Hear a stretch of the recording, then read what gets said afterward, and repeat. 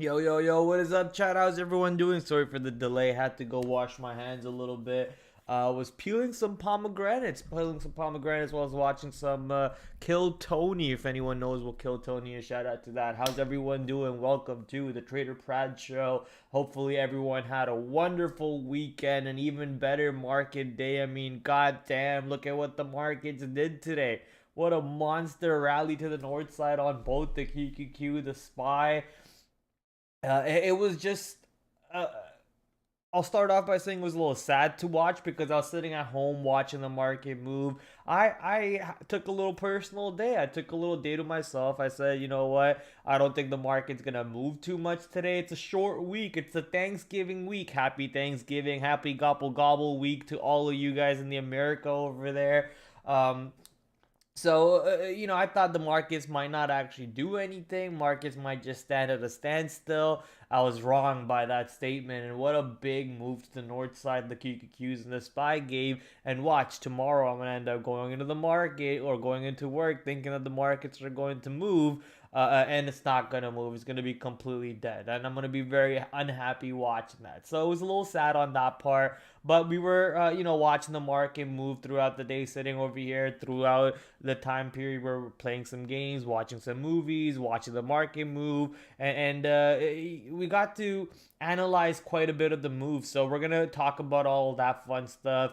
We're gonna look at all the possible trades for tomorrow. We have quite a big of a watch list ready for us to go through, and we'll once again look at a couple of videos to maybe learn something new, help us keep on evolving our playbook, our trading setup, and get that 1% better on the day, which is what we always aim to get to as a trader, as a person, as a human, and so on. So that's going to be on board today. Usually we start off with our trades on the day, but like I just mentioned not too long ago, I don't really have any trades on the day. So I think we're going to start off with just diving straight into the watch list. We'll dive straight into the watch list, and then we'll watch a couple SMB Capital videos, maybe one, depending on how much time we have. We'll try to learn from there, and then we'll go into seeing what else can we do with our playbook, how to evolve our playbook from last time, and seeing if we could, you know, add some new metrics to it or remove some old metrics that are no longer required. So welcome once again to the TraderPrad show. Let's take a look at the chat over here. I see TH saying number 3, Blind Jedi, the number 1 moderator. How come your name is not, hold up, your name's supposed to be like in a different color. Hello? Wait, stop. No, don't give me that. There we go.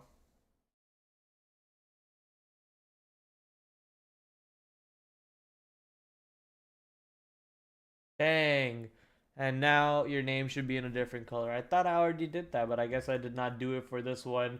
Everyone welcome the newest moderator for the Trader Prad stream, Blind Jedi. You guys already know him. He's a moderator from our Discord server. So there you go. He is special indeed. Not in like no, I'm not gonna go. I'm not gonna go further with that joke. I'm not gonna go further with that joke before I get too canceled. Why don't we start with the show, ladies and gentlemen? Welcome once again to the TraderPrad show. We're going to start with all of the stocks that are on the watch list on the day. So this is the old watch list, but let's open up the new one. This is what we have on store for you guys. All the stocks that move in the after hours with earnings. Some of the stocks that have earnings pre-market tomorrow. All the fun movers that we like to watch beside earnings, or the ones that already had earnings last week or the week before that, and so on. And last but not least, the big tech, and quickly taking a look at the QQQ, maybe even taking some notes on finding if there's any big economic calendar for us to take a note at. So first off on the watch list over here, we have Zoom, ZM, because they announced earnings. So let's go take a look to see how these guys move today. I have a couple pomegranate dots on my glasses and it's really blocking my vision. So let me just quickly clean off my glasses here. Not be peeling pomegranates. It was all over my monitor, all over my keyboard. I just had pomegranate dots, the little juice that flies out everywhere when you're picking it. Jesus Christ. Should not be picking A by my computer. There's more juice on my desk here.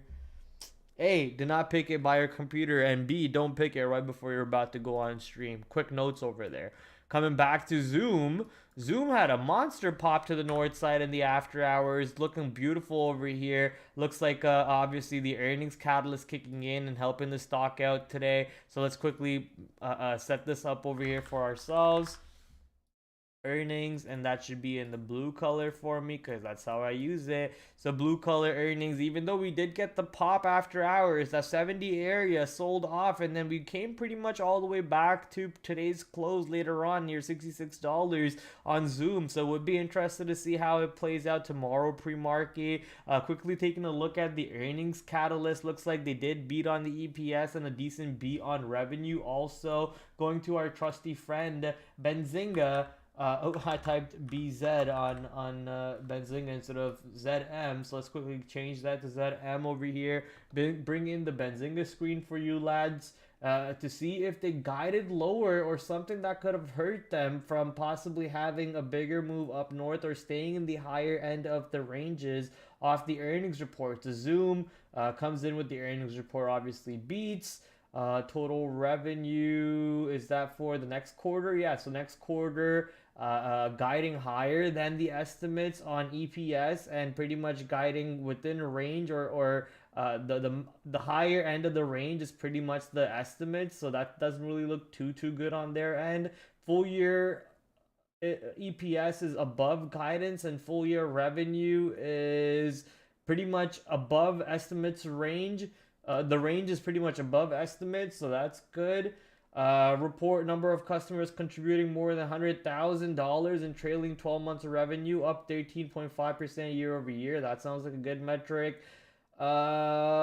Beat customers, customer count up 5%, upbeat outlook, and more. So that's the quick headline over there on Zoom. I'm just surprised then. Why did we get a lot of sell off over here later on if everything was good on Zoom? So this is the ranges that Zoom has been previously been stuck in. Obviously, we broke out of that, made a new 52-week low, then we came back above this triple bottom area, a little bit of a support area that we see has come into play near 66. The stock traded near 65 today, or sorry, $66, launches up to 70, rejects that area, comes right back to the downside into 66. So it's almost like, okay, what's gonna really happen? It's anyone's guess at this point. If the catalyst was good enough, you would have wanted to see a trade somewhere over here along the line of that anchored VWAP that we just put in from the earnings move. So that doesn't seem to be the story on Zoom. So I'm a little I have a lot of questions as to what exactly is going to happen on this stock. I mean, obviously, there's a lot of trading that's been happening within this range of $75 and $66, $65. So there's a good chance that the stock could be stuck within these ranges, and reject the highs, maybe find some supports and somewhere in these ranges. So you want to be careful looking for a trade on Zoom tomorrow. Not saying don't trade it, right? But based on how the stock is playing out right now off the earnings catalyst, it doesn't really scream too bullish. But depending on how we trade tomorrow, if we're able to find support near yesterday's high, or even into $63, which is that 52-week low, not the 52-week low, but the previous support area, then we could possibly look for some longs in these zones for a bigger move up north. And if the stock is already over here tomorrow in pre-market, then we can look for some rejections into these areas. So I don't think I'm going to really put in any notes for Zoom, because I'm going to have to refine my notes based on how the stock moves in pre-market tomorrow. Also, the stock is basically popping into the previous last three earnings ranges. So doesn't look too exciting over here for a day trade based on that. I also want to show you what the anchored VWAP, sorry, not anchored VWAP, the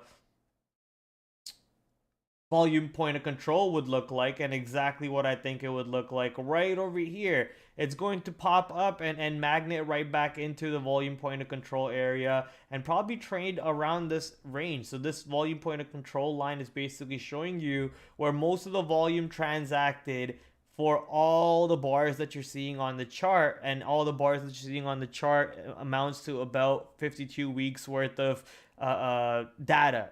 So that's 365 days. Well, not 365. 365 is a year. How many ever business days / trading days there are in a year, that's how many days of data that you're seeing right now. And based on that, most of the volume transacted near 67. So you want to see the 66, 67 area holding tomorrow. The stock up trading above 66, 67 in pre-market, or at least holding that area off the open. If we're not able to do that, then it's most likely bearish on it.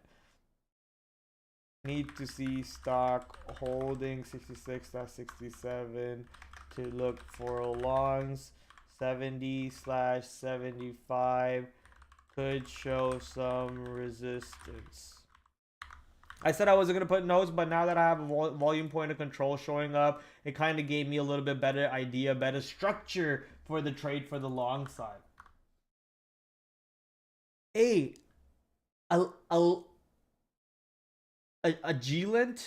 Agilent, Agilent, Agilent, Agilent. How do you say it, chat? Either way, looks like they had a good earnings report. Decent beat on EPS, slight beat on revenue also. So let's go see how they moved on the move. Oh, that's not bad. I mean, they started off to the downside, then they popped right back up and made a pretty decent move. Very light volume, tons of volume actually transacted on that candle. So the stock did obviously bring in some volume, but I'm wondering what exactly the stock might do tomorrow. So for that, we might have to zoom out a little bit. Never traded the stock, or I might have a couple times, and don't really remember having too many trades on this position. So I'm going to quickly throw some lines down over here. That's the gap high and gap low. I'm also going to look to put a line over there real quick. maybe something around over here, but that would be more like this, like a range.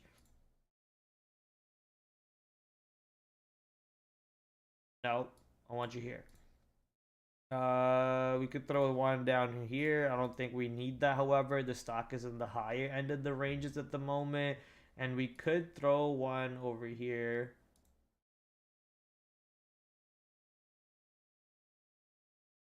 Yeah, okay, I like that. Now, if we go back into the 5-minute chart, that's exactly where the stock is. Where did this line come from again? 121.09, 121.55, 121.09. Where does that line come from?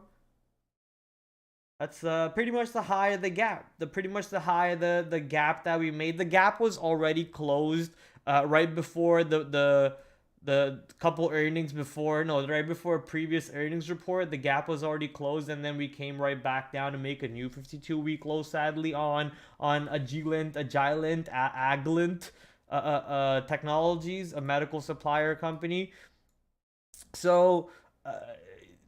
The fact that we are now above the previous earnings report area, especially after reporting a good earnings report and selling off to the downside, that looks pretty bullish overall. Whoever bought into previous earnings report and bag hold it, they're going to be a little happy. You might see a couple weaker hands maybe closing it for break even, couple stronger hands holding for a little bit more profit, and then taking some out into high end of the ranges. The stock's currently at 121 area, which is right into the gap high, the gap down day high for the stock. But based on how the stock has traded, I wouldn't be surprised by looking for a move into 125, 130 if this 120 area shows support. But if 120 area doesn't really show support, 120 to 121, we could look for a little bit of a pullback, then maybe buy the dip somewhere, and then look for a move right back up to the north side. The stock could literally find dips anywhere, or buyers anywhere from 120 to 115. So I won't be able to tell you like perfectly, oh, this is where the stock is going to turn around. You might want to be watching this position a little bit closely if you're interested to trade it. A little bit pullback and giving you a nice little V-shaped recovery right off the open. That's going to be possibly the only way you can enter this position. So there's going to be a couple patterns that you need to look out for the long on the stock. And if the patterns for the long, such as the pullback patterns, are not really showing up, then you might want to look for the stock getting into this 121, showing support by staying above 120 and staying above 121, or constant rejection of 120 and 121, but the stock is still grinding in the higher end of those prices, constantly rejecting 120, constantly rejecting 121, but rejecting those prices enough times to the point where eventually it breaks out. Once enough times where the seller just keeps on gets tested, kind of like this. I'll just draw it out for you. Enough times where the seller just keeps on getting tested. Eventually it breaks out, because there's only so much that the seller can take before A, they either remove their order, or B, they just get filled completely, and the stock starts managing to go higher because there's way too much buying pressure. That's just the kind of pattern you want to see if you want to take the breakout of this area for a potential move up into 125, 136. But for me, I think a pullback pattern looks way better.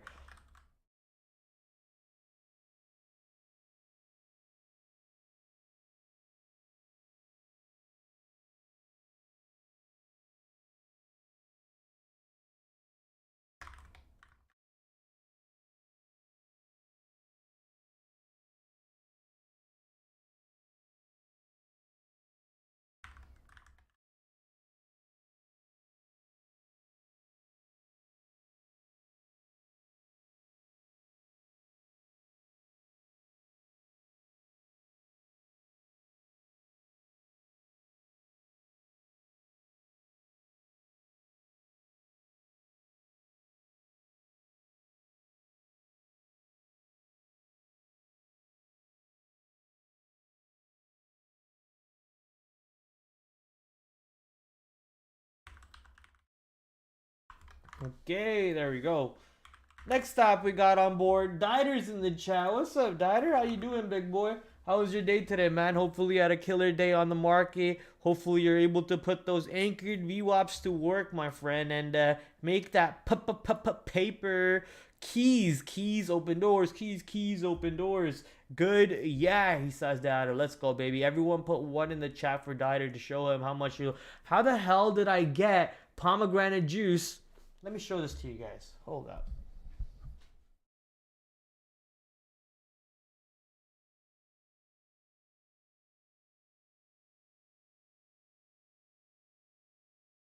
All the way on the TV, man. Like, that's all the way up there, and I'm sitting here peeling pomegranate.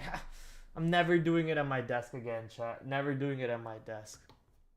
Anyways, coming back to Keys Open Doors. If you don't know that song, then this lyric probably doesn't mean anything to you. But Keys, another stock that came out with earnings today after hours, looks like the stock gapped down recently on the last earnings report. Traded quite a bit in that range. Gapped or not gapped down, but broke that 52-week low. Went a little bit lower, but now came back right before the earnings report. And actually, right before the earnings report, we are trading into that range high. So that's actually pretty crazy that the stock set up so picture perfectly like that for a move to a higher side, especially on a positive earnings report, and a reject of this area on a somewhat of a negative earnings report right back to the downside. So let's see. So far, on a quick glance, it says E with a green, so that means a good earnings report. EPS did come out with a 6% beat, revenue with a slight B. Not sure what the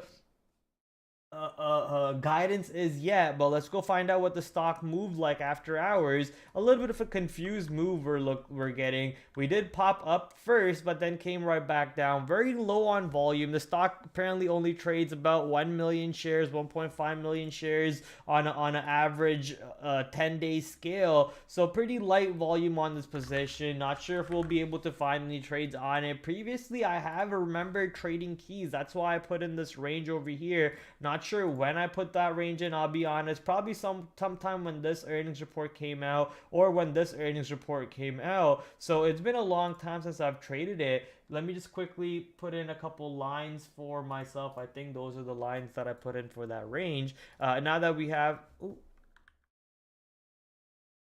oh, it looks like I already had lines already there. Never mind. Okay. So, where is it? So now that the stock has managed to pop up, where do we actually go? We clearly broke. Oh, we are now into the blue ranges? No shot. We're in 160s. We're in the purple box now. No, this is... Did I just make another purple box in 130, chat? Did I just forget it? I did. I just made another purple box into 130. I'm stupid. So not much of a move above that gap high. A little bit of a move, obviously. We did run up to 140, 141 in the after hours. Looks like we closed somewhere around 137 or so in the after hours. Very, very light volume. Based on this move, you basically want to see support anywhere from 136 to 135. If 136 to 135 cannot hold, then is this earnings report even valuable? You want to see the stock even trading higher in pre-market itself. You want to see the stock, hello Prad, you want to see the stock basically not even coming down over here, maybe trading somewhat like this in pre-market itself, setting up for a bigger breakout above 140. It's got a lot of room above 140 all the way into 150 to basically close that gap. So expecting a nice little move into 150. This is where we are currently. I mean, could kind of see some sort of trouble near 135, 140, but we already seen that trouble come in the after hours. So looking for holding of 135, 136, going into 140, breaking out of 140 for a bigger move up north side, and just blasting off to the north side into 150 for that gap close. Obviously, none of this needs to be in a day trade. This could be a swing trade. This could be a longer time thesis on keys,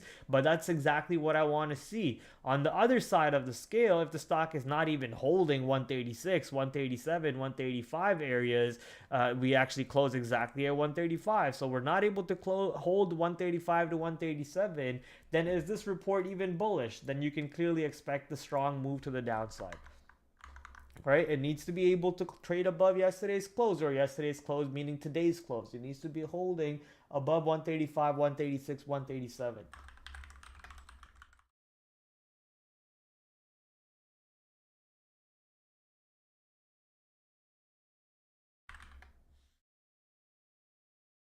Need to hold above 135 to 137 to think about longs. If stock is even near 135 during pre, this is kind of, this kills the long idea and could look for shorts.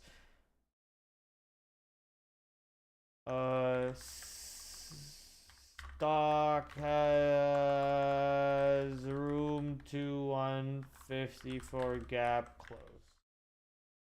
Now, a bunch of stocks that we have on board, ladies and gentlemen. Some of them we're actually not gonna chart because there's no point in putting down notes and any of that right now in the after hour session for us, because sadly, these stocks will AOE.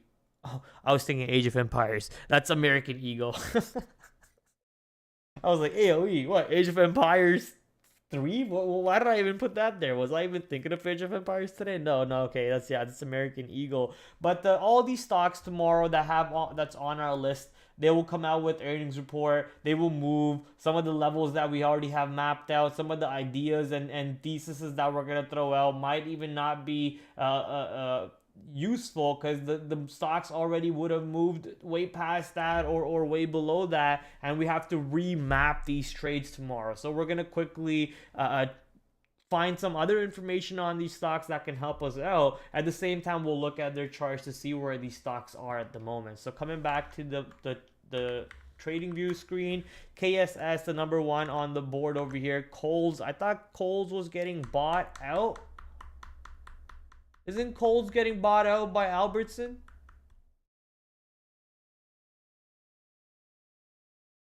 Thought I'd remember seeing something like that. But either way, they're coming out with their earnings report pretty soon tomorrow, pre-market. Currently on a nice little uptrend to the north side. Maybe we get back somewhere up here. Maybe we pull back. Not really sure what I think about KSS. I still need to do a little bit more research in regards to if they're getting acquired or not, so we'll do that in a second. Lows at $205, something that could actually give us a little bit more move. We have been seeing Home Depot, which recently announced earnings, make monster moves up to the north side and stay in the higher end of the ranges, so maybe Lowe's can join that party. Already had a little bit of a sympathy gain up with Home Depot and a bunch of other retail stocks, I think, but can Lowe get its own move to the north side and get a bigger move up, which we can kind of join? We missed that Home Depot's rally, so maybe we can join Lowe's over there. Bed Bath and I did this every single time when I used to work on Trader TV Live, and I'm doing it again. Best Buy also coming out with an earnings report pre-market. A little bit of a pop on Best Buy ever since we hit that 52-week low area. Wow, picture perfectly hitting that level, even though there's a little bit under that level where the stock could go down to $60. But picture perfect hitting that level almost to this penny, and popping up right back into the north side over here for Best Buy. Waiting to see how this one's earnings reports will affect it. Maybe we'll pull back right back to the downside, which is what I would love it to do. I think the stock needs to go bankrupt, and the company needs to go bankrupt, if you ask me. Useless company over there.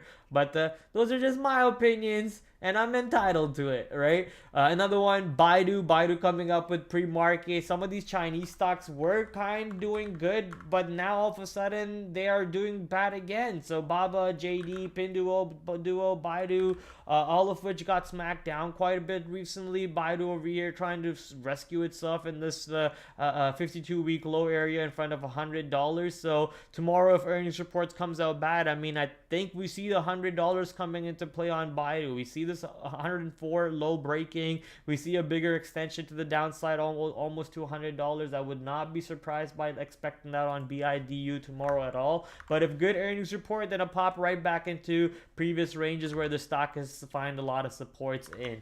ANF, Abercrombie and Finch. What?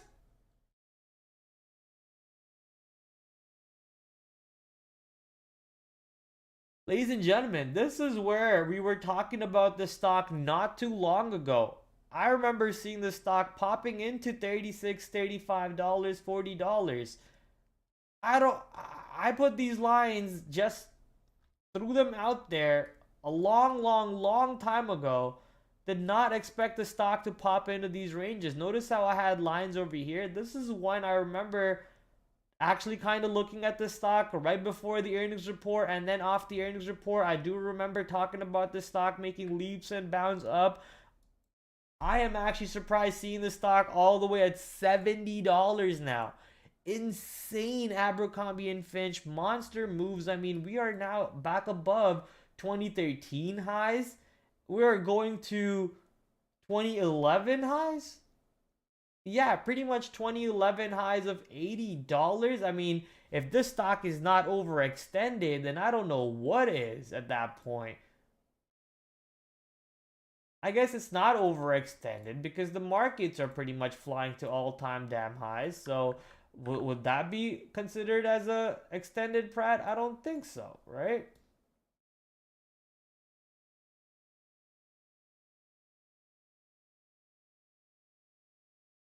That's not it.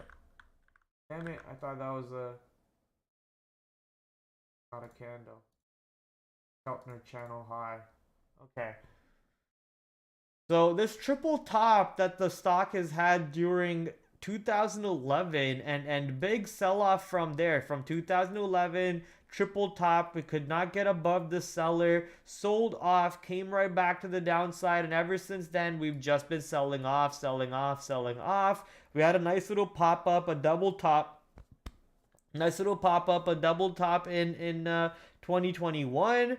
And then an insane rally in the end of 2023, from the middle of 2023 going into the end of 2023, where the stock is now going back into the triple top of 2011 area. I think this stock is giving you the best trade opportunity tomorrow. Abercrombie and Finch, no matter what happens, we gotta look for the shorts.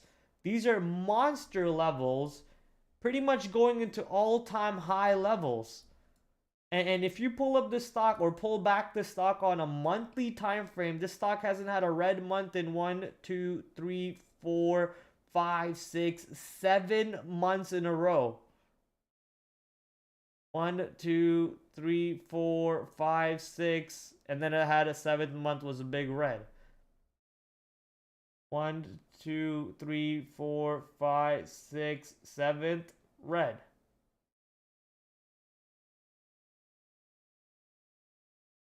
Maybe it doesn't need to have a red tomorrow or a red month at all. But the fact that we are pushing exactly into all-time highs on this position is kind of whack, if you ask me. Who's still wearing Abercrombie and Finch, dude?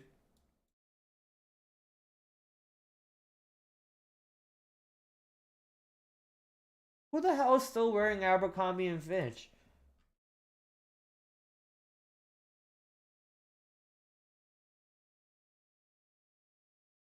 My ex. Yeah, who the hell is what?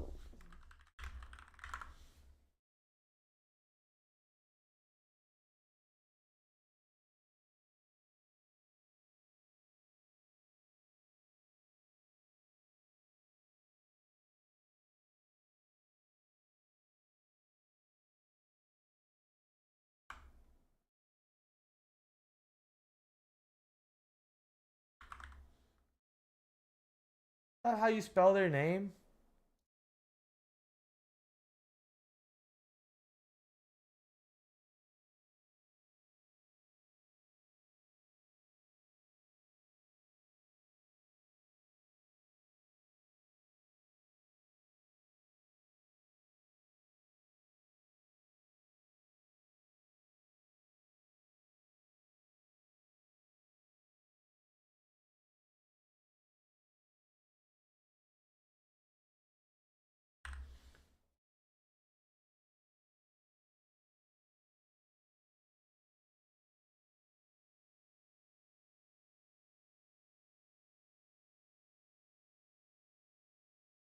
If American Eagle, which is also announcing earnings tomorrow, AEO, yeah, it's not AOE. I don't know why I put in AEO. Let's go back to our notes here real quick, fix that.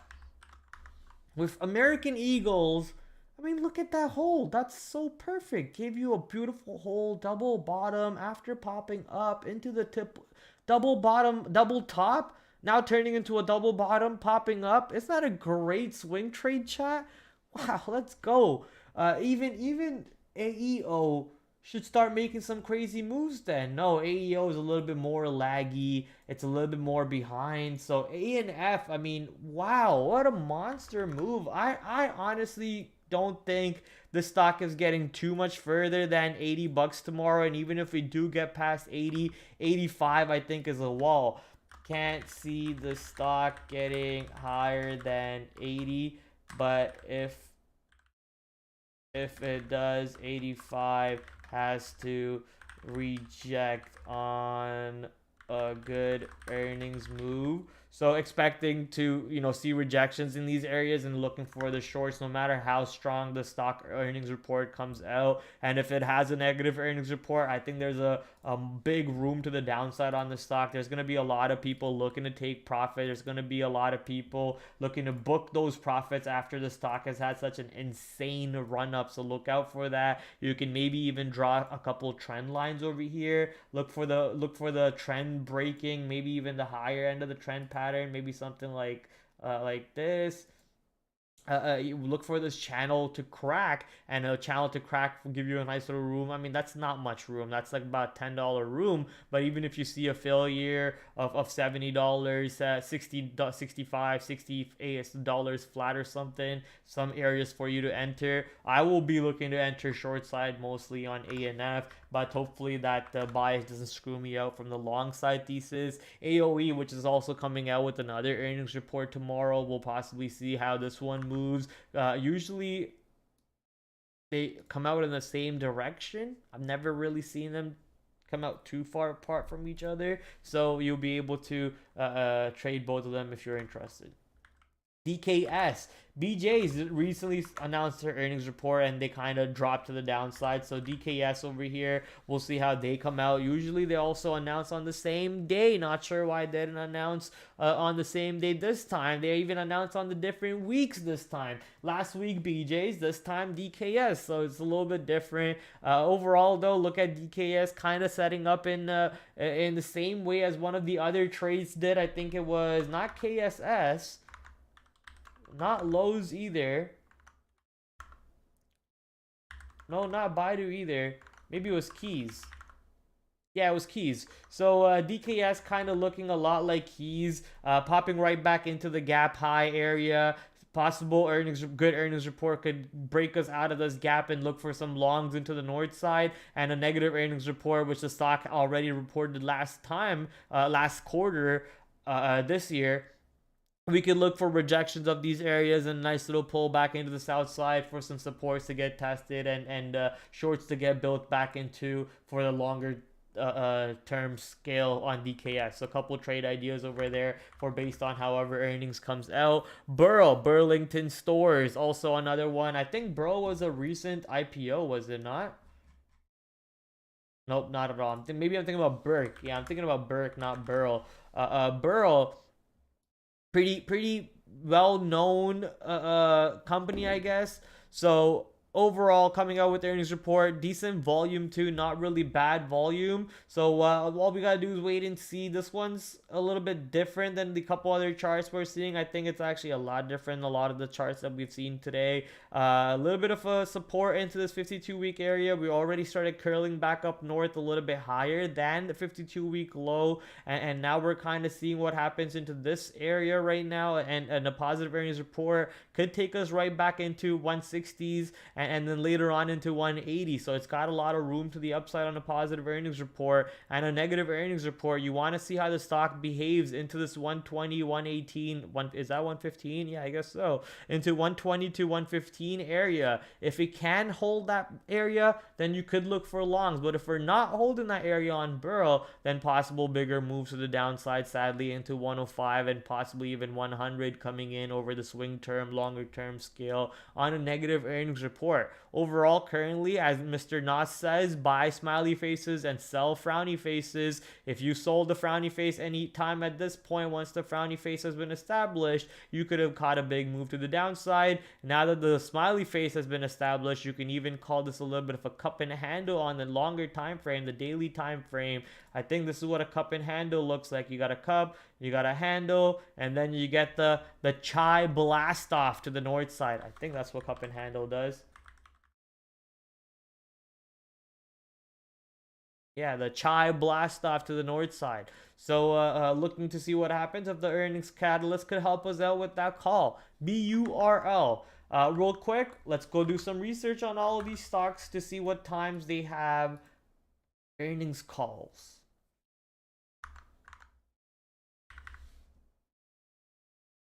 ASS, calendar, earnings call 9 a.m.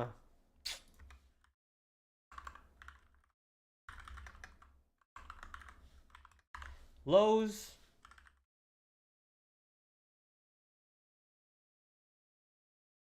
calendar, earnings call at 9 a.m. Why?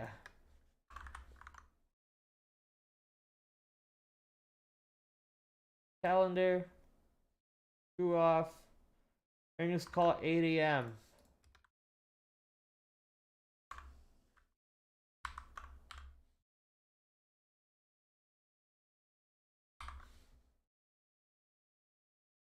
Baidu, Baidu, calendar, earnings call 7:30. Don't need to put it in my notes then. ANF. Technically don't need to put in my notes for the other one that had it at 8 o'clock too, because that one usually finishes by 9:30. This one's at 8:30, should be finishing by 9:30 for ANF. AEO.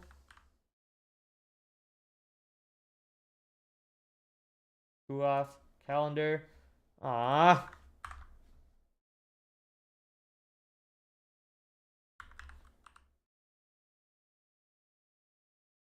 Calendar 11 a.m. What's wrong with you guys? Lazy. Lazy, lazy, lazy. American Eagle. DKS. 10 a.m. Burl, which I honestly don't think I'm going to trade tomorrow. But anyways. Dude, screw off. 8:30 a.m.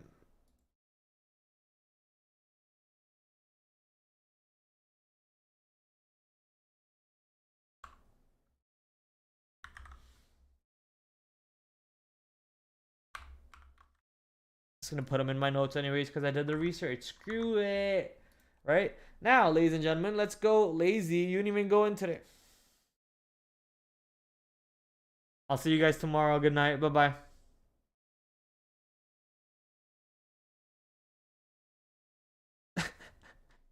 Yo, why you gotta call me out like that, TH? Okay? I thought the market wasn't gonna move. Was I wrong? Yes. I never said I was perfect. Asshole, calling me out. I like it. I like it. Keeping me accountable. I like it. Not that I see an NYC. I'm guessing you're talking about Abercrombie and Finch. She likes Abercrombie and Finch. Yeah, ANF would be a royal short if it's set up. But be careful. Yes, 100%. Don't let your bias screw you out of a big long move, or also don't let your bias completely screw you into shorting the pop, shorting the pop, shorting the pops, and just getting screwed. Not pop, shorting the long move and just getting screwed on there too. So you got to be very careful on that. Good point, blind. Thank you for doing that. That's why you're the moderator, dude. Best clothing stocks are Gucci, Prada, Blast. What is Blast? YSL, Hermes, Ralph Lauren, Versace. This guy just talks about like rich shit, eh? Armani, Lowe's blows. I like that. Yeah, we'll probably see Lowe's go down. Unless if it follows HD's move, we'll see what happens. Lowe's better not F up my Home Depot swing. Are you long, Josh? Hopefully, I think you were long, right? Still waiting on my Disney swing to push up north. We have Disney on our watch list. We'll be pulling that up very, very soon. As you guys see, the next part of our watch list over here is actually the other movers on the day, including big tech. So let's quickly head on over there. But before we head on, I'll have something to show you guys. I'm gonna take a quick little 1 minute break. So during that 1 minute break, you guys get hit with this.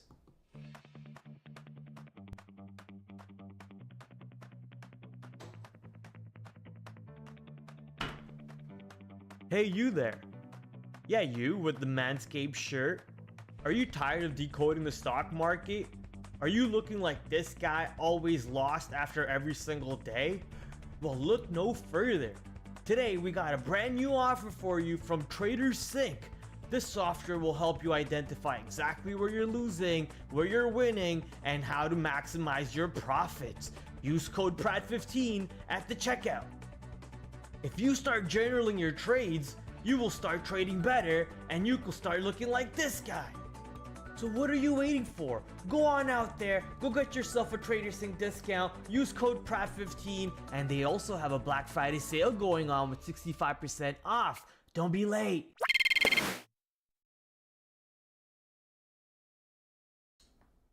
You guys like that? You guys like that? Nice little animations over there.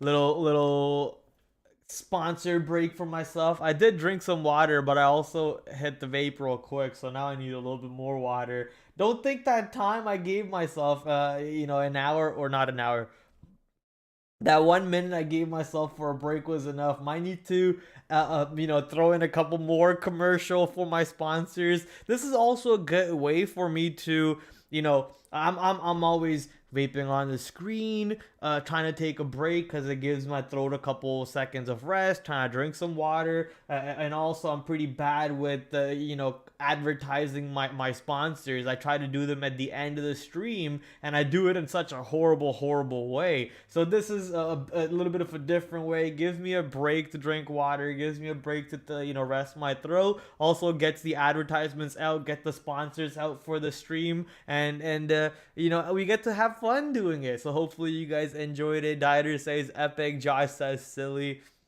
All right, Josh. But yes, use code PRAD15 at checkout. Now, the next part of the stream. Oh, didn't mean to do that for you guys again. Let me just turn that off as soon as we go there. There we go. Turn that off. Now, where were we? We are going to turn this back on and start typing in the tickers that we are looking at. So the next stock on board is, ladies and gentlemen, PanW. PanW, along with a bunch of other stocks today, made a monster move up to the north side. QQQ. Let's actually show you QQQ up first. QQQ breaking that 388 area, moving into 390. S&P 500 basically running into that 453. Hello, my charts are magneting for some reason. Not sure why. Oh yeah, because I have the drawing tool.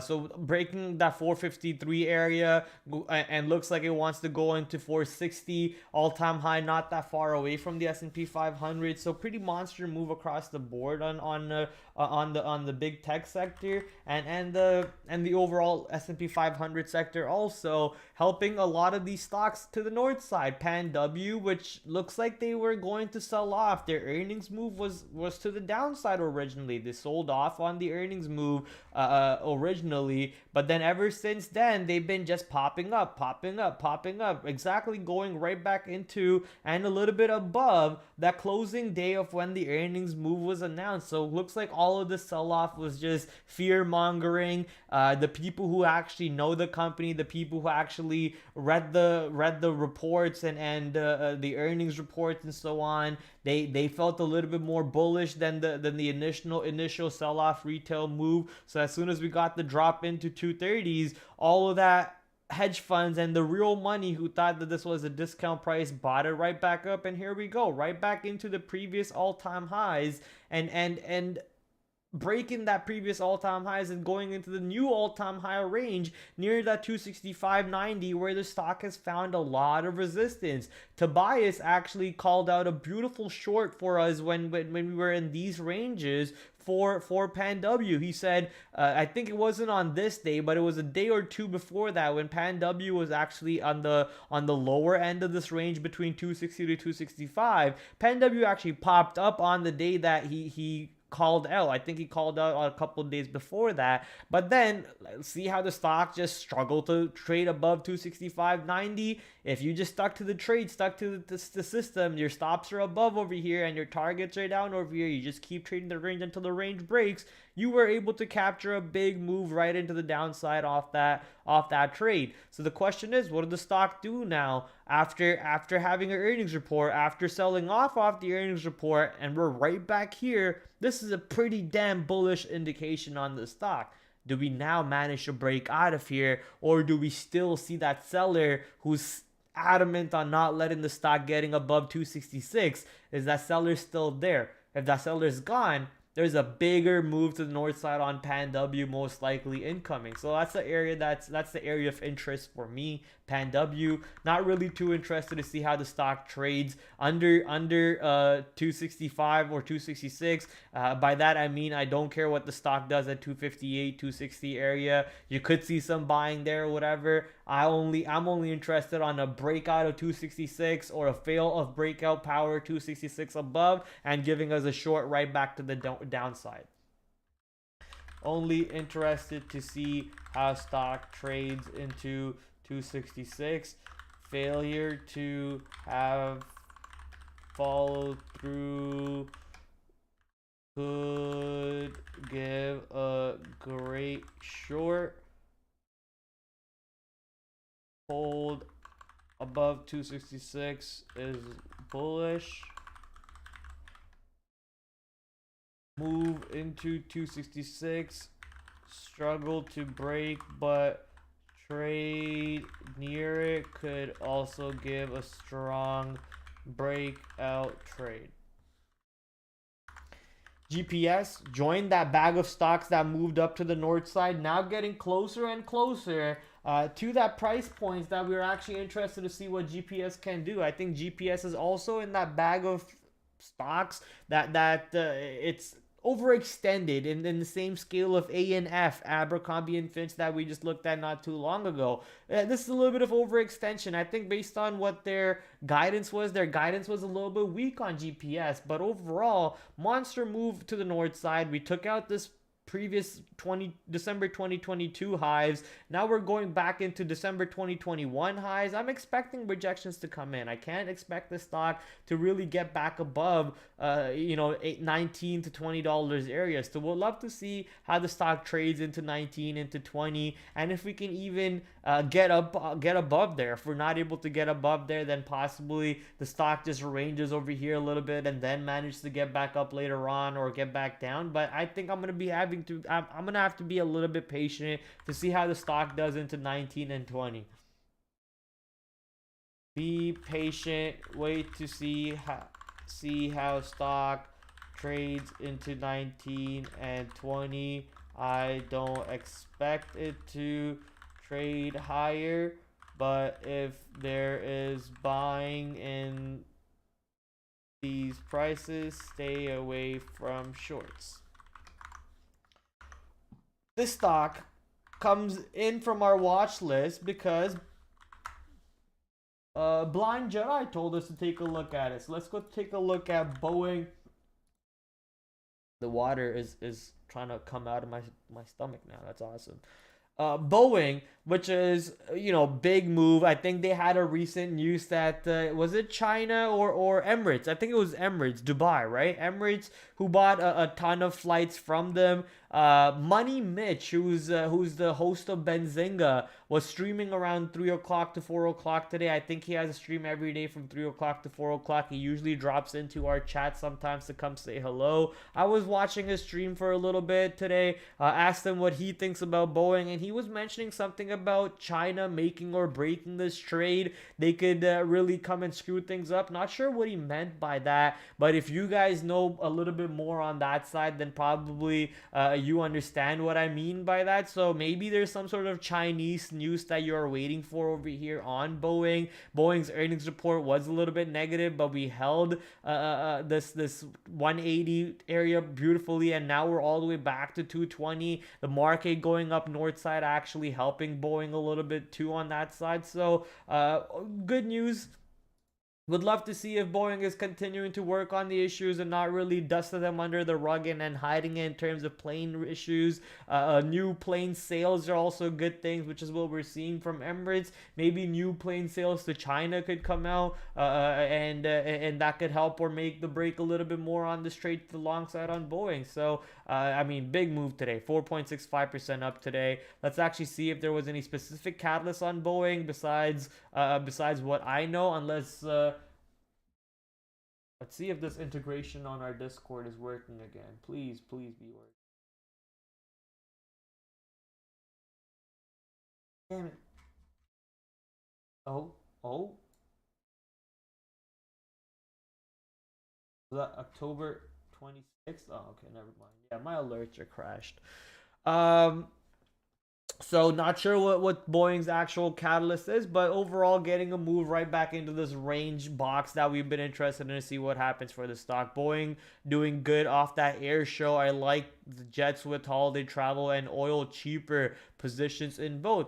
There you go. Another good reason to take a look at Boeing for possible trade tomorrow, ladies and gentlemen. Monster move up today, finally breaking out of this 211 and pushing up to 220.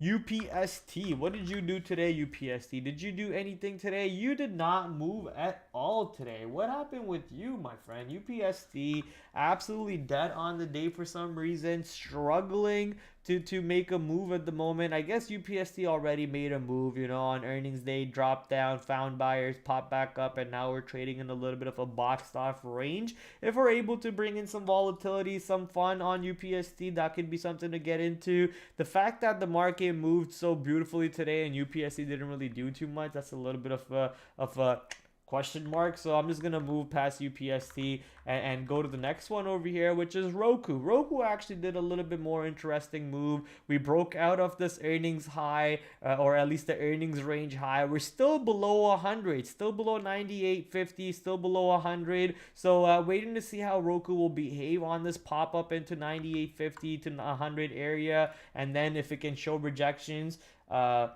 wait to see how stock trades from 98.50 to 100. Could see failure to hold in these prices to set up for a good short. Looks like based on my notes right now and based on how I'm thinking about trades, I'm mainly looking for shorts for some reason. I'm not really looking for longs, and that could be because I think the market has made some monster rallies recently and just up and above. So I might have to be a little bit careful tomorrow, especially if the markets wants to rally, because so far, looks like my mind has been set to the short side. But at least you know what that means. If the market is going green, then some of the stocks that I don't really have notes for, kind of like UPST, which is stuck in the lower end of the ranges, not really breaking out, could give you that breakout if the markets are going higher, right? So some of the stocks over here will help me find that trade if the market is looking for that day too long. God damn it, I can't speak. DraftKings going into $40. Now I look like an absolute monkey for getting out of half of my bag as soon as I got to break even. I mean, I had this stock from $25, held it into $11. As soon as it comes back to 25, I take half my bag out at break even, and now we're at $40. Prad, you paper-handed bitch. So that's a little sad move over here on DraftKings. I know a couple of you said recently on Friday that during hard times, gambling stocks, alcohol all make a lot of money. So DraftKings over here possibly using that thesis. A lot of traders might be using that thesis to jump on the DraftKings bandwagon. Real quick, if you guys don't mind, I want to do something here to see how my bets are doing on the day. But in the meantime, while I'm trying to log into my app, I'm not addicted, guys. I'm not addicted. But DraftKings over here, I haven't won any bets. Are you kidding me? Bruh. Bruh. Have any of them settled? Oh, none of them have settled. That's a good thing. Oh, that's because all the games are still going. That's right. NBA started at 7. NFL started at 8, 8:30. So all the bets are still alive. Not sure if they're going good or not, but we'll come back to that later on offline without you guys. Coming back to DraftKings over here, I mean, pushing up to that $40 is pretty significant. We'll see how the stock trades into 40. We held this 34 area perfectly. The previous 52-week high, getting into the 52-week high, getting above it, testing it, holding it for multiple days, and then breaking out again. Pretty beautiful hold, basically, of that 34.50. So if for any reason the stock is back into 34.50, which is also exactly where the earnings VWAP is, you can look for some longs off of that area, looking to see how the stock trades into $40 also.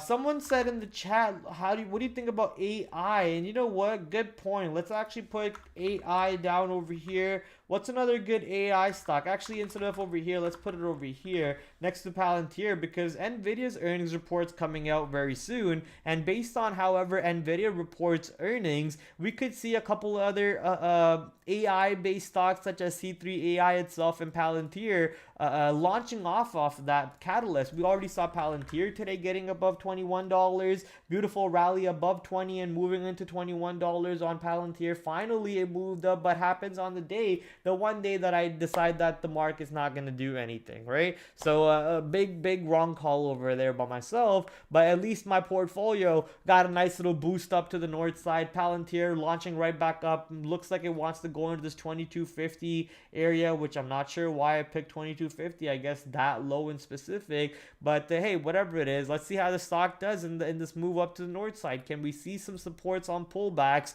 and can we see a bigger rally continuing to the upside? I need to see the stock hold 2050, 2020 on any sort of pullbacks. If we're not holding those areas, then it's a little bit of a question as to, why did we even run up over here? Are we just burning the stops, and then are we going to pull back to the south side later on? And that could give us for an intraday short. I need to see 20 hold, basically 20 to 2050. Cannot give up on Palantir on any sort of pullbacks.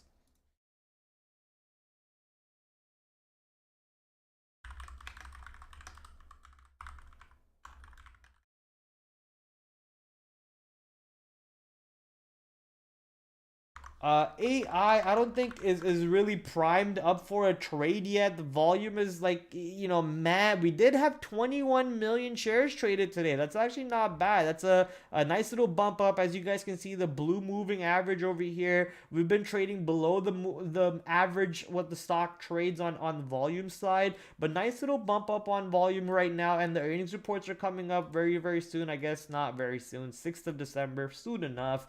In 2-3 weeks over here, earnings report. But a monster move. Whoa, great move off the open to the north side with the rest of the market, but something happened later on in the day where volume picked up drastically and sold off on the stock. Whatever happened over there, we need to go maybe do a little bit more research on AI obviously selling off drastically later on off that catalyst. What is this coming from? I don't think that one has any significance, honestly, so I'm just going to remove that.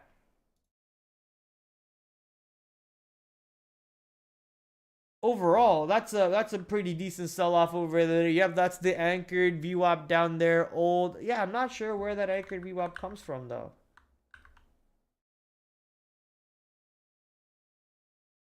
mean, is that the 52-week low? That's not a 52-week low. Is there a reason for that to be there?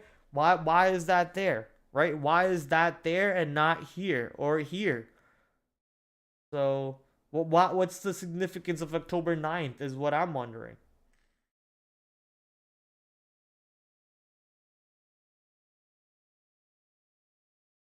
Where does this one come from? I think I just had a bunch of random anchored VWAPs that I was using before that I didn't clean up on C3AI. So I'm just gonna have to clean up. Even this line can get cleaned up. Yeah, that can get cleaned up. So overall, something happened with this move that I'm pretty interested in. Let's see if there's any news over here. Oh, cuts jobs to reduce cost.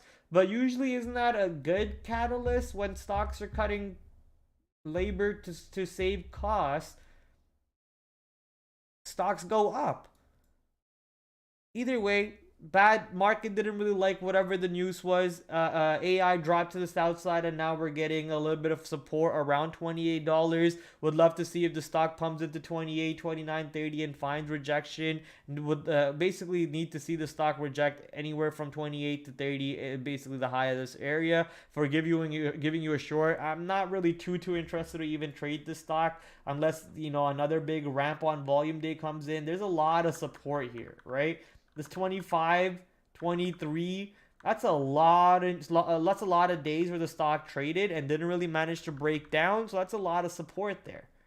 So I'm not looking to short into a support. That's just stupid. Looking to short into a support is just stupid. So not really looking to get short into 26, 27, 25 for a move into 23. No, not really that excited to look for short into this.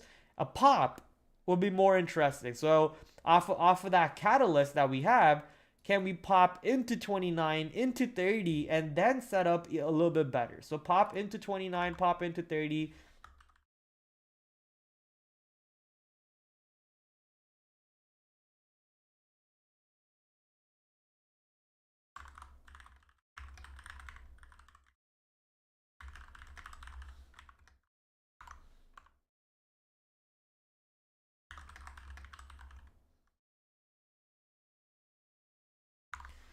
Datadog, I mean, it's been making some moves recently, but I haven't been really trading it or putting it on my watch too much. The volume has also dropped down drastically since the earnings day. It's not doing the exact average volume. Obviously, the earnings day volume kind of skews the average volume metric, but the stock is still doing decent volume. It's a high price stock. It gives you a good range to trade in.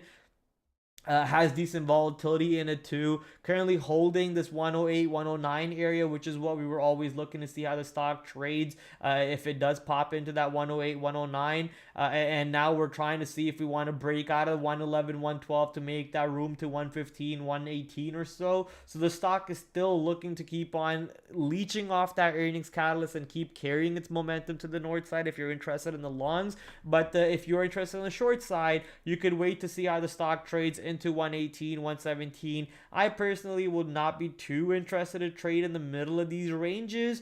Maybe a breakout of 112.50 could give us a long over there. If the stock can actually get above 112 and hold above 112, that's also a possible long with the tight stop under 112 and see what happens. But honestly, if you're getting stopped out at 112 and you're watching the stock go back to 109, 50, 110 and holding, are you not going to just get back in there?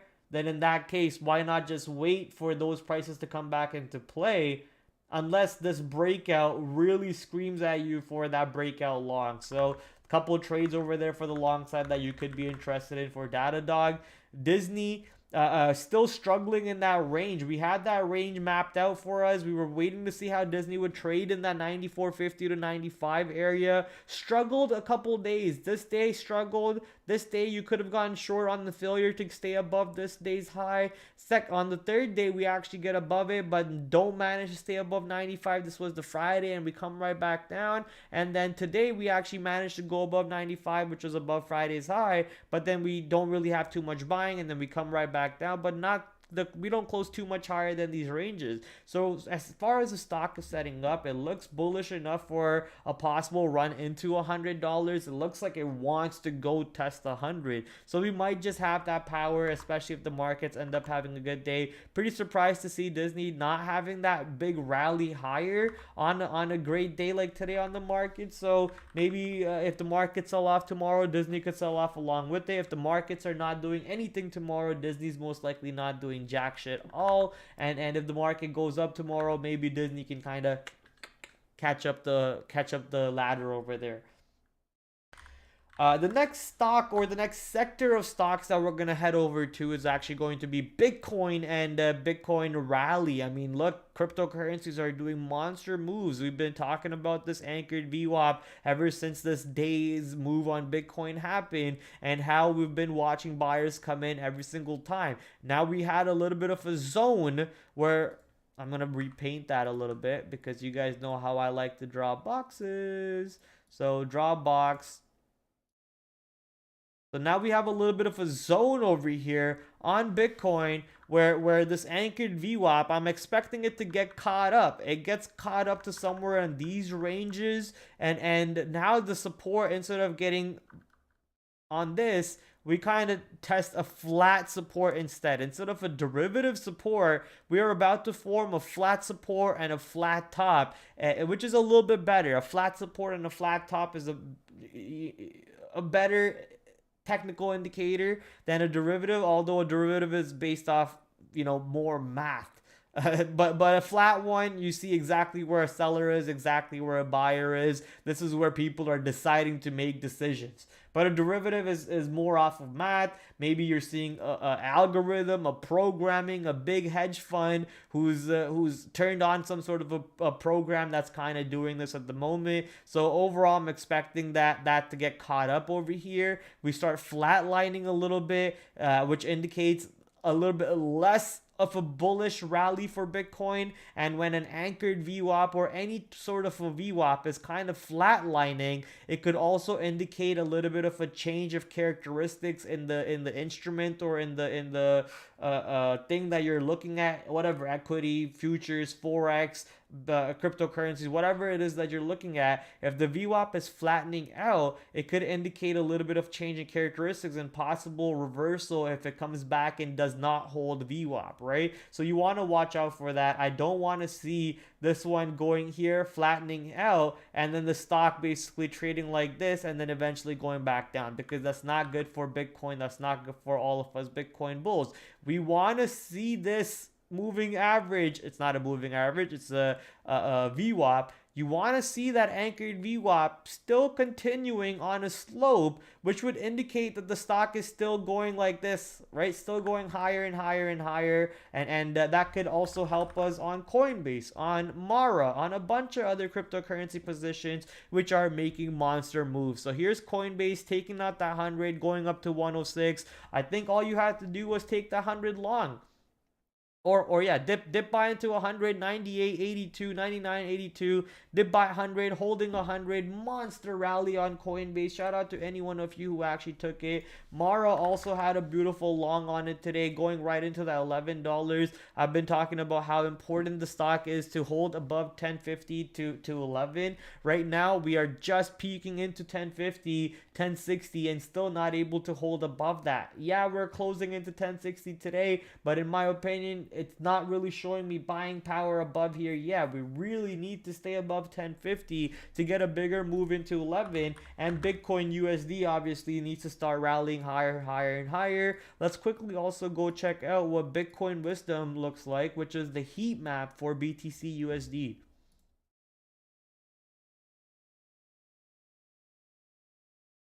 This is the heat map for BTC USD. I'm not really seeing any big sellers coming into Bitcoin at the moment. That was a big seller that kind of pushed the market down a little bit. But now we're seeing, no real sellers coming into the way. There's a big buyer here. Looks like they might have pulled the order. But if the market does come back, maybe the order puts back into the market, or we're not seeing it at the moment. Either or, we're not seeing those sellers in the Bitcoin at the moment. So clearly looks like Bitcoin is getting ready to go to that 40,000. And I have put in some more lines off stream today on Bitcoin, and my lines are currently at 42,000, 45,000, and then 48,000 on Bitcoin. So I'm not really seeing any real resistance from 38,000 to 42,000. So Bitcoin looks like it's got a lot of room to the upside, and that could easily mean a lot more fun for Coinbase, which is actually when Bitcoin is moving up, that means more people are trading cryptocurrencies. That means more money for Coinbase to be made, more trading volume, more daily active users, more daily signups, more people start trading when things are good. So it could be good on the long side for Coinbase, and it could be equally bad on Coinbase for the longs if Coinbase rejects 40K and comes right back to the south side. So good trade on either direction. Just gotta watch what Bitcoin is doing, and same thing for Mara. Just gotta watch what's happening. Now, I know all of us have levels on all of the big tech. Everyone is watching the big tech. Everyone loves big tech. Everyone loves to take a look at. Everyone loves Raymond. Everyone loves big tech, and everyone loves to be a big tech guru and has their own levels and so on. I mean, you saw AMD at 121, Apple at 120 also. Almost 191. Why did I say 120? Apple at 191. So pretty good moves across the board. Microsoft still making new all-time highs. Nvidia making a new all-time high above 500. So beautiful moves across the board on the market. The question is, though, does the market still have more gas to the north side? We did recently break out a big solid resistance on the 52-week high chart, which is right around that 388. So getting above 388 is pretty bullish. The question is, can the market hold 388 on the pullback?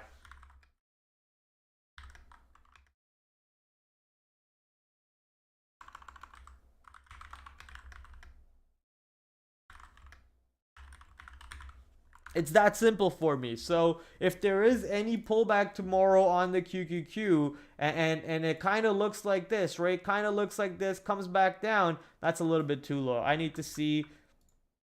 Kind of looks like this. That's pretty bullish. Even if we're down here on that 388 line, that's pretty bullish to me. Not able to break that 388 line and moving back into today's high, or even getting above today's high, all of that is bullish. But here's a little bit of a scenario for the short side tomorrow. Market opens up somewhere here in pre-market, and then right, and that gives you what, like a 0.5% short on the day.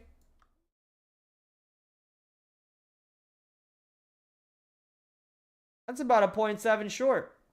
0.5, 0.7 short on the day, which is a pretty decent move. That could be even more than that if we're actually all the way down over here. That could be about a 1.4, 1.6 short on the QQQs based on how the market works out. So I'm pretty interested to see if we can have a lot of buying power on the QQQs, continue to keep rallying, and once we start exhausting some of this buying power to the north side, do we pull back? Are we still burning stops? Is there more stops on the short side that are kind of being hesitant to punch out? A lot of people might have had stops over here, but then they're like, you know what, all-time highs over here, I'll put my stops above all-time highs, and they might have pulled their orders. So we might not have actually burnt a lot of people. We might have burned some, but not a lot of people, and more shorts are probably waiting to enter closer to 400, closer to 408 or whatever. For I don't know why shorts are ready to enter after seeing this insane rally on the market, but if they want to, they can easily, put your money where your mouth is. So that's what I'm waiting to see. Are they more shorts? Are short sellers getting burnt? Are stops getting burnt out? Is there a bigger rally to the north side incoming? All of this will help me to structure a trade on any of these big tech stocks that are around beautiful levels. 500 Nvidia, Apple 190, AMD 120, Netflix pushing into 480. So I mean, just pick your poison for any of these stocks across the board. For the S&P 500, I think there's still a little bit more room before we go into the 52-week high over here. So based on this number, I think the QQQ has a little bit more room, right? I told you guys that the QQQ can easily break out of the north side rally over there because S&P 500 futures have a little bit more room to catch up based on where they are according to the 52-week high positions and so on, right? So S&P 500 had a little bit more room to catch up. So don't be surprised when QQQ doesn't actually reject 388 and is above 388 near 392, 391, and we're actually near 391.50 today. So S&P 500 doing exactly that. So don't be surprised if we continue to go higher into this 52-week high on the S&P 500. That's actually the all-time high, I think. No, it's a 52-week high. So don't be surprised when S&P 500 pushes up to the north side into the 52-week high, and that takes the QQQ a little bit higher. Maybe QQQ actually goes into 400. Maybe QQQ actually goes into the all-time high and a little bit higher than the all-time high, but the S&P 500 does not manage to. The S&P 500 goes into the 52-week high, not the all-time high, the 52-week high, and rejects the 52-week high and then pulls back. But that manages to make QQQ go to a new all-time high and then pull back on itself. So a lot of questions, a lot of plays, a lot of ideas. You just have to, wait to see what the market's doing. If you don't want to punch long QQQ because QQQ has already taken out the 52-week highs, then you can punch long the S&P 500 instead, because there's still quite a bit of a room over here for them to get caught up on. If you're still bullish on the market. If you're not bullish on the market, you can use the S&P 500 to either confirm your thesis or break your thesis, which is if the S&P 500 is getting ready to make that move into 4,600, or at least it's even rejecting this 45.66, 45.50 area, then you can look for that short on QQQ, which is overextended a little bit. Not the short on SPY, which is going into supports. The short on QQQ, which is overextended.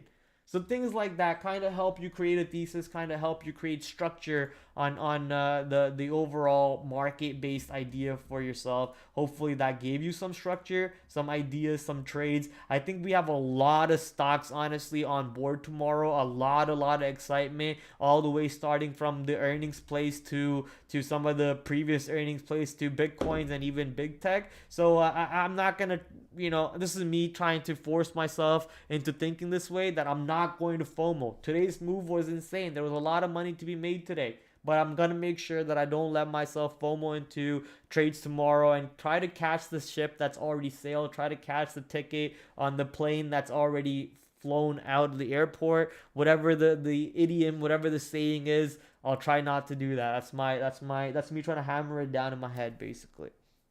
So, ladies and gentlemen, we were going to watch an educational video or something. I have some queued up over here.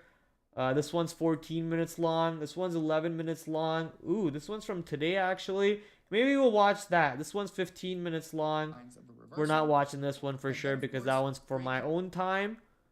You know what? Let's watch this one that came out today. We'll watch this one. It's 11 minutes long. That way the stream ends at 9:30. Nice, an hour, 30-minute long stream for us. Thank you for everyone, by the way, who came out, stuck out. Stuck out for the hour and a half over here. Found some possible levels for you to trade. Even if you didn't find that, you just enjoyed my company while you were charting. Hopefully you hit the like. Hopefully you hit the subscribe. And now, off to the educational video from SMB Capital. This one's about the impact of OpenAI CEO's dismissal on Microsoft stock. I'm expecting Microsoft sold off on that news, or was it bullish for Microsoft? Let's go check that out. Partner at SMB Capital. We're a proprietary trading firm here in New York City, trading stocks, futures, and options. So today we're going to take a look at Microsoft, MSFT. Big news over the last few days with their deal with OpenAI. Things got thrown up in the air on Friday, November 17th, when the board of OpenAI suddenly dismissed the CEO. So let's first take a look at the long-term chart on Microsoft, going back over the last year or so. What I've done on this chart is I've made it kind of easier for you to big picture identify, is this a strong stock? Is this a weak stock? Or is it somewhere in between? I mean, we all know it's a strong stock. So what I did was, on the left-hand side of the chart, it's at all-time highs. The price action, and on the right-hand side of the chart, I circled the price action. And what you can see is The circle on the left is on the lower left-hand quadrant, and the circle on the right is on the upper right-hand quadrant. That is a Bruh. very strong stock because it starts out on the left low and Thank you, ends up on the Spencer. right high. I didn't know that So at that's on a all. longer-term uptrend. So that's the backdrop of the stock that we're looking at. We understand that buyers are in control, bigger picture. It's been on an uptrend all year, and in fact, is making new all-time highs in recent days. And I highlighted this fact at the beginning of November, a few weeks ago, when I tweeted out, is there a stock that is acting better than MSFT right now, with a question mark? And obviously shared a chart there, and you could see the strength overall as it was kind of approaching the high for the year. As I mentioned a minute ago, the news came out on Friday. OpenAI board, out of nowhere, dismissed their CEO. Microsoft sold off towards the end of the day on that news. People were concerned what would happen over the weekend, Monday morning. Perhaps, a large part of what's been driving Microsoft over the last 6 months is their news with respect to AI, their deal with OpenAI. Prior to that, the strength of Microsoft was how well they've been doing in the cloud. Their cloud growth has been very strong over the last few years. Microsoft, I think now, is a $2 trillion plus market cap. But over the last 6 months, what has further accelerated the strength of the stock is this deal with OpenAI. And if all of a sudden, out of nowhere, OpenAI fires their CEO, perhaps people get a little bit nervous, come in Monday morning, sell the stock. Over the weekend, news kept on flowing out, and this looked like the CEO might be coming back, the board might be fired, or might resign, and he would come back with his co-founder. And it turned out that at the end of the day, Sunday night, in the middle of the night, the board decided they were not going to bring him back. And Microsoft, this huge investor in OpenAI, invested, I think, $12 or $13 billion, said to the CEO, well, you have a job with us. You can start your own division here. The news flow on Twitter from the people who are in the technology community was quite positive. It was kind of, basically the consensus was heads Microsoft wins, tails Microsoft wins. They still have the OpenAI, the ChatGPT technology. That's true. But also, by the way, besides still having that technology, if the CEO is out at OpenAI, he's going to be working for them and perhaps bringing a lot of his senior staff with them. So Microsoft has access to their technology and also access to the human capital with the large group, including the former CEO, coming over. Now, having said that, I am not an expert in AI. What I basically said in the last couple of minutes is what I know about it. And for all I know, the large portfolio managers may decide, wow, all of this upheaval, maybe we need to sell Monday morning. And so here's a 2-week chart on Microsoft. You can kind of see my morning game plan notes. And the thing that you have to understand is I am not an analyst. I am a trader. I understand. Wait, what was the morning game plan notes? Types you have to understand is OpenAI fires CEO, Microsoft hires CEO. Inflection 371, okay? Resistance 372, 373, 375. Supports 367, 368, 370. All right. I am not an analyst. I am a trader. I understand what types of news for certain stocks can drive large traders, large portfolio managers who are managing 100 million. I should probably do that. I like that. Stock, support, resistance, inflection, notes. Where's my notes? Instead of having shit like this, I could put in supports, resistances, and my inflection point, and then I can just put in some notes. I'm gonna start doing that.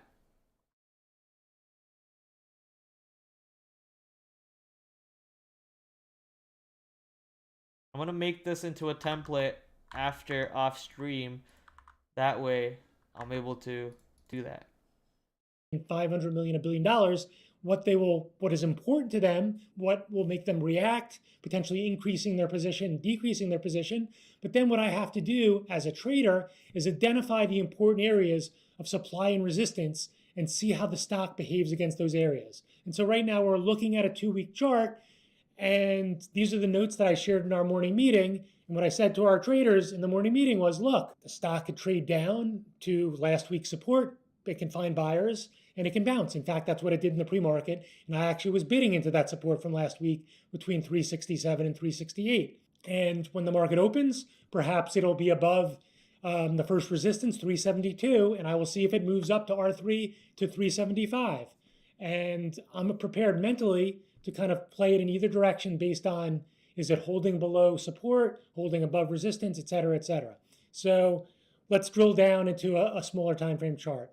So what we're looking at is the end of the day on Friday. What you can see is right at the end of the day, before the market closed, it bounced off of that 368, 367 support area, closed right at 370, but you can see people were shorting in the after hours. You could see the flow on Twitter, people saying, you know what, this is crazy, the CEO's out, people are going to come in Monday morning and sell.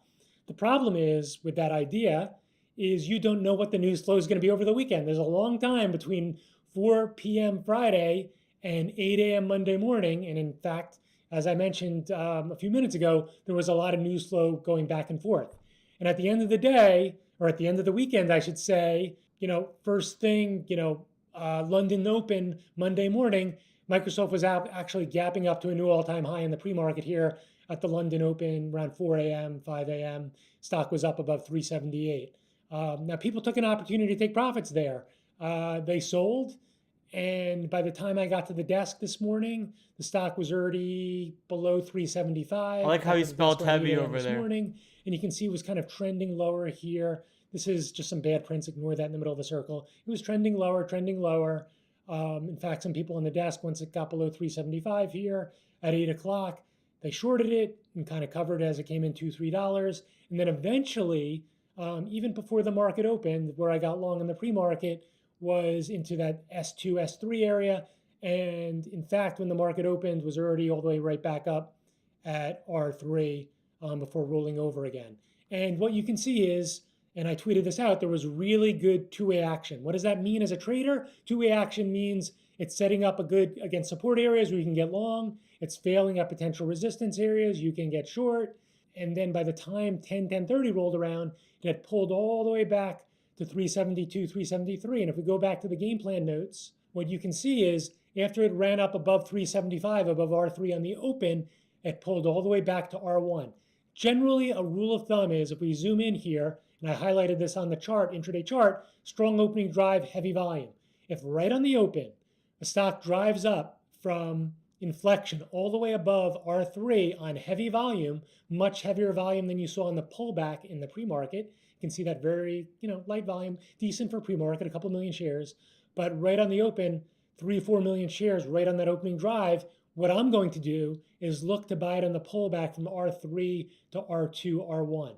And then at R1, I need it to hold there. And if it doesn't, I'm going to get stopped out. In this case, when it pulled back there to R1, 372, it started to turn a little bit, then pulled back a little bit, and then finally had a consolidation here that I circled for you with tight consolidation. And that was the best signal for potentially moving back up to pre-market resistance in the 377 area. And as I'm recording this video, in fact, it is after this consolidation, it broke to the upside, held above R3, and is coming into the morning high. Now, wouldn't surprise me either way. Maybe it'll fail here again at 377, come back down to 375. What would surprise me that if it rolled all the way back over. But if it starts to take out this morning high and hold, wouldn't surprise me if then we start to work our way back up to the pre-market high, 379, 380. And if it closes up there, probably looking at another new all-time high on Monday. Fairly basic trade there. As a trader is identify the recent support. Fairly basic trade, but he talks about how do I identify like the main levels, the key inflection points, the supports, resistances, horizontal supports and resistances, which are always pretty important. And you get to kind of learn from probably one of the best traders, not the best traders in the world, but one of the bigger traders in the world over there. He runs a big prop firm, so shout out to Spencer for throwing his trade. Very well dissected on Microsoft, especially after all the news catalyst that was being baked in off the Sam Altman and everything around it. So if you were looking for that trade, you probably caught it and made a good amount of money on that one. So shout out to you. And if you lost some money on it, now you probably understood why you lost on it and how to not lose on it, hopefully going forward, and make a little bit of money. And the name of the game is make more money than you lose, right? That's the name of the game, and that's actually what I am trying to do on sports betting going tonight. This weekend was actually pretty good. I mean, Saturday UFC, I did pretty damn good. I think I turned a 78% profit. Yesterday on NFL, I turned 29% profit. So today, I'm pretty excited to see on NFL and on NBA how much can I do. I got this new system going on. I got this new system, this new plan going on, and I'm pretty excited to see if it can turn on profit. So come catch up more on that one